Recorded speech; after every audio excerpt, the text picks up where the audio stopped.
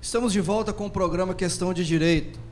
Discutindo hoje o tema nosso, o assunto que foi proposto aqui é mitos e verdades sobre o direito do trabalho, ou sobre o direito do trabalhador.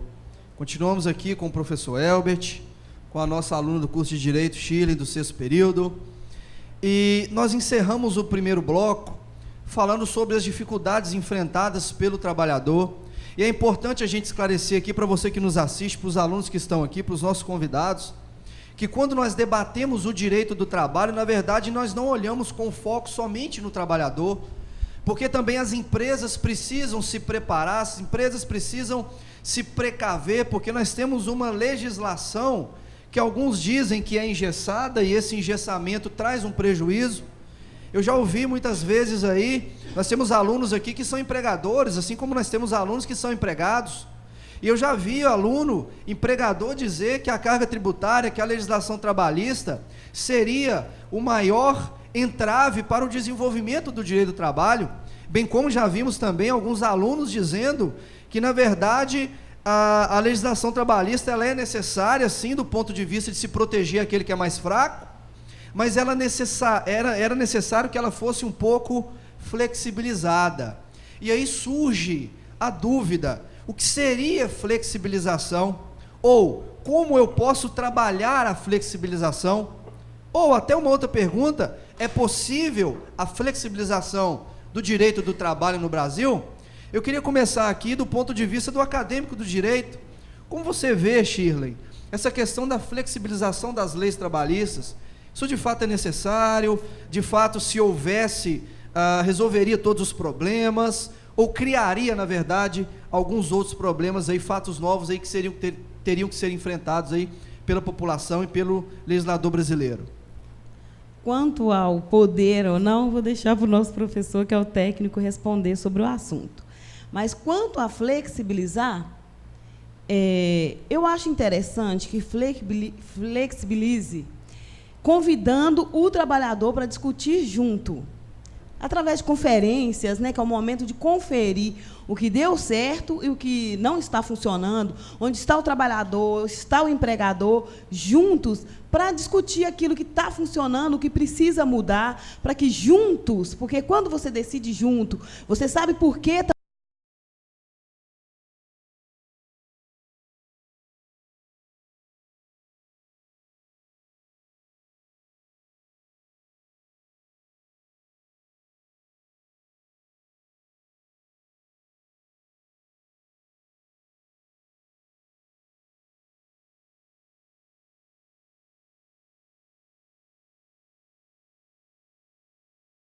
cuidado, com muito carinho pelo trabalhador, que, como eu disse anteriormente, ele só tem a vida, o braço para oferecer, e o empregador tem algo mais. Mas acho que discutir, chamar para conversar, seria uma forma interessante de estar mudando, flexibilizando para os dois lados, estar se entendendo, conversando, conferindo e mudando.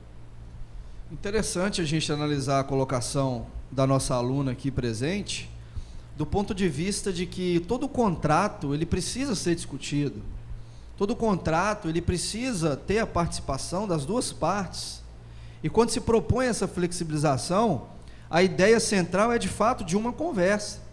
Gente, o próprio nome ele traz para nós uma noção, um contrato é um trato com, pressupõe a participação de mais de uma pessoa, né? Então, hoje a gente pensa o direito do trabalho aliando essa conversa para atender tanto ao trabalhador, mas também ao empregador, porque de fato, como a Shirley colocou aqui, esse trabalhador ele também precisa da empresa para fornecer emprego para ele, porque ele tem uma família para cuidar. E aí, professor, do ponto de vista técnico, como é que ficaria essa questão da flexibilização? É possível, não é possível? Ou até que ponto ela poderia ser trabalhada? Quais seriam esses limites? De fato, a flexibilização da carga trabalhista hoje seria o ideal. Contudo, nós temos que ver aquilo que é possível e aquilo que é ideal. Sérgio Pinto Martins já assim o trata, o ideal e o possível. O ideal seria que tivéssemos, de fato, uma flexibilização para mantermos esses postos de trabalho, para que haja o quê? A remuneração, a renda, a manutenção das famílias, que, de fato, é o esteio dessa sociedade brasileira em que nós estamos inseridos. Sem um trabalho, existiria aí também a própria degradação da dignidade da pessoa humana, da qual o Brasil tem como fundamento e como postulado inerente à sua república. Nós tivemos recentemente uma desoneração da folha de pagamento. O que é isso? O Estado, o governo federal, ele diminuiu o valor do INSS para alguma das atividades. Então, não se pagaria 27,5% do valor da folha de pagamento para o INSS, e sim um percentual mínimo pequeno sobre o faturamento. Contudo, nos dias em que estava vigindo essa legislação, existiam casos em que ela mais atrapalhava do que ajudava. Tivemos que fazer vários questionamentos judiciais, porque era mais barato para algumas empresas continuar pagando 27,5% de INSS e não um percentual menor sobre o faturamento, porque, às vezes, a empresa tinha pouca mão de obra e tinha muita tecnologia envolvida. Batemos nas portas dos tribunais e ainda não temos uma resposta definitiva. E estamos com essa incógnita. Contudo, a flexibilização deveria, sim, ser discutida, não só por parte do governo,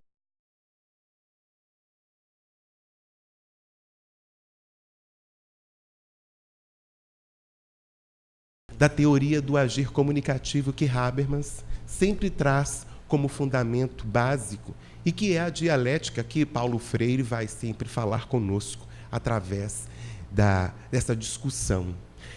Contudo, minha gente, essa flexibilização seria importante? Seria.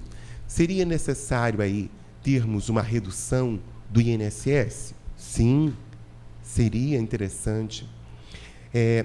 Teríamos uma possibilidade de flexibilizar a multa do FGTS, que o empregador paga no momento em que o empregado é demitido? Ora, se o governo já está com 8% de todo o salário na mão desse trabalhador, por que ele não coloca uma correção de forma adequada e não uma correção simplesmente pequena, irrisória, e leva para a empresa esse ônus? Como eu já havia dito, a empresa ela tem que ter um faturamento, desse faturamento diminui-se os impostos, só de ICMS, que é o imposto estadual, nós temos aí algo em torno de 18% do faturamento. PIS e COFINS, nós temos algo em torno de 12,5%. Some esses dois valores. Deduz-se ainda a compra da mercadoria, mais as despesas administrativas. O que sobra nesse final também é devido imposto de renda a uma alíquota de 15% e uma contribuição social de 9%. O que de fato sobra para esse empresário não colocar no bolso, mas para reinvestir no negócio, para manter e continuar mantendo toda essa estrutura empresarial. Seria nesse momento em que nós pensamos que deveria ter uma flexibilização para mantermos, sim, esses postos de trabalho, porém, nós nos esbarramos na Constituição Federal, que traz garantias das quais são irrenunciáveis, das quais o trabalhador não pode abrir mão. E é justamente, creio, que esse nosso encontro pode trazer para o centro do debate, no meio acadêmico, a ponto de influenciarmos os legisladores no que concerne a flexibilização desses direitos do trabalho. Interessante, professor, a gente trabalhar também, a partir do momento que a gente discute, a discussão ela gera dúvida. A dúvida, ela gera a busca pela resposta, pelo aperfeiçoamento. Então, de fato, quando a gente discute, quando a gente flexibiliza, a gente precisa realmente olhar o ponto de vista dos dois lados, ou seja, os dois lados da moeda, porque nós temos o trabalhador de um lado que precisa ser atendido de uma forma, eu diria até um pouco mais protetiva pela sua vulnerabilidade, tá? E também nós temos o empresário, a empresa, o empregador, porque ele tem que manter o salário daquele trabalhador e também custear todo o arsenal, né, de impostos, de contribuições que ele tem. Então, pessoal, nós chegamos num momento em que o direito ele precisa ser trabalhado, o direito ele precisa evoluir, precisamos dar o próximo passo. Dentro dessa ótica do que está sendo discutido aqui, como, de fato, a discussão gera a dúvida, gera o conhecimento, nós temos aqui a pergunta de mais um acadêmico do curso de Direito também, pertinente a essa discussão que estamos tendo aqui no momento. Olá, meu nome é Washington, faço parte do 6º período do curso de Direito e, diante do exposto, nós temos aí a legislação trabalhista fundamentada na Constituição Federal e elas visam sempre a defender o trabalhador. É verdade? Boa pergunta. Nosso direito, ele é protecionista, né? Ou não em relação ao trabalhador, professor? Sim, de fato, ele protege o trabalhador, até porque ele é a parte mais frágil dessa relação. Tendo em vista que a empresa possui vários aparatos para poder se defender, diferentemente do empregado que tem no seu dia a dia uma dificuldade imensa em perquirir o seu direito, ou até mesmo deve se sujeitar a determinados tipos de imposições para estar ali no mercado de trabalho. Logo, a Justiça do Trabalho, ela mantém, sim, uma proteção ao empregado, justamente dada a sua vulnerabilidade. É importante a gente trabalhar que um dos critérios também dessa proteção é a busca pela agilização de um processo, né, professor? Porque a gente percebe que isso precisa ser efetivado. Uma coisa é estar na lei, como foi a pergunta aqui do nosso aluno. Outra coisa é a tradução da lei na prática. E na prática, Chile, como é que você vê isso? O trabalhador de fato é protegido ou isso seria conversa? Ou isso seria aquela situação de que a lei é muito bela, mas de fato na prática a coisa não acontece? Como é que você vê isso do ponto de vista de um acadêmico de direito? Olha, eu percebo essa proteção até com certo de exageros. Eu defendo a questão da proteção ao trabalhador, sim, como falei anteriormente sobre. Só que nenhum tipo de exagero é interessante. Tem trabalhador que, após o encerramento do contrato de trabalho, foi feito o acerto, de repente, conversando com o colega, o outro vira e fala, entra na justiça. Se você não ganhar nada, perder, você não perde. Então, esses exageros que é o preocupante. Mas que a legislação ela tende a proteger, isso é óbvio. Já participei em momentos representando como empregador, representando a empresa, e logo de início, até a autoridade, o juiz que está conduzindo a audiência, ele tende a perguntar até mais, direcionar mais ao trabalhador do que ao empregador. Mas, por se tratar de um país onde o trabalhador foi vítima ao longo da história, isso ficou impregnado na cabeça da população, dos representantes do Estado que estão ali para julgar a situação, porque ele foi vítima ao longo da história. Então, acho que por isso tem essa proteção excessiva, que também não é muito interessante. Acho que os dois lados têm que estar sendo ali valorizados, respeitados, tendo em vista que um depende do outro, de certa forma. Ou seja, nós temos que trabalhar o equilíbrio, não é verdade? Entre aquilo que de fato é lei e aquilo que precisa ser feito. A questão que a Shirley levantou, ela é extremamente importante, porque, de fato, há abusos por parte do empregador no que concerne: vou até a justiça, bato a porta dela, faço um questionamento, às vezes infundado. Mas temos agora juízes que são extremamente imparciais e que estão dando sentenças, de fato, justas. Se é para proteger o empregado, ele dá uma sentença para proteger o empregado naquilo que ele foi lesado. Mas, havendo determinadas situações onde houve abuso por parte desse empregado, ele está condenando esse trabalhador a fazer um pagamento de multas.